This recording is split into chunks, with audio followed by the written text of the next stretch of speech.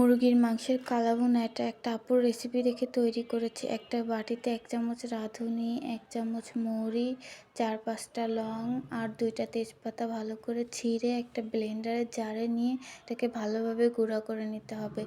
তারপর একটা প্লেটে মুরগির মাংস নিয়ে এর মধ্যে ১ চামচ রসুন বাটা, ১ চামচ আদা বাটা, ১ চামচ জিরা বাটা আর ২ চামচের মতো মরিচ গুঁড়া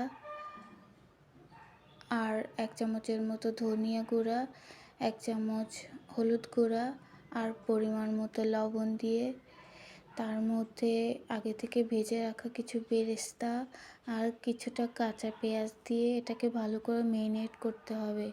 আমি হাত দিয়ে ভালো করে মশলাটা মাংসের সাথে মেখে নিয়েছি।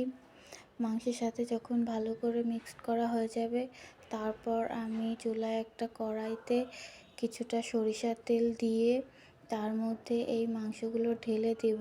মাংস দেওয়ার পর প্লেটটা ধুয়ে একটু পানিও দিয়ে দিয়েছি। তারপর মাংসটাকে কিছুক্ষণ নেড়ে আমি তার মধ্যে ১ চামচের মতো গরম মশলার গুঁড়া দিয়েছি। তারপর আবারও ভালো করে নেড়ে চেড়ে আমি এটাকে ঢাকনা দিয়ে কিছু সময়ের জন্য ঢেকে রেখে দেব।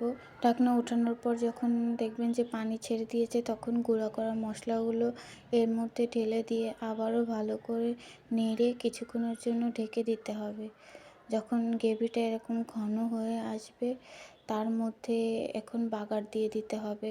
বাগার দেওয়ার জন্য আমি একটা পাত্রে একটু সরিষার তেল নিয়ে তার মধ্যে আদা কুচি, রসুন কুচি আর একটা কাঁচামরিচ ফালি এর মধ্যে দিয়ে ভালো করে জাল করে নিব। তারপর যখন বাগারটা রেডি হয়ে যাবে, তখন আমি সেটা মাংসের মধ্যে ঢেলে দিয়ে সাথে সাথে ঢাকনা দিয়ে ঢেকে দেব যাতে স্মেলটা বাইরে না চলে যায়। এরপর ঢাকনাটা তুলে আমি এর মধ্যে আরও কয় টুকরো আদা কুচি দিয়ে দিয়েছি। ভিডিওটা ভালো লাগলে অবশ্যই লাইক, কমেন্ট, শেয়ার করে পাশে থাকবেন।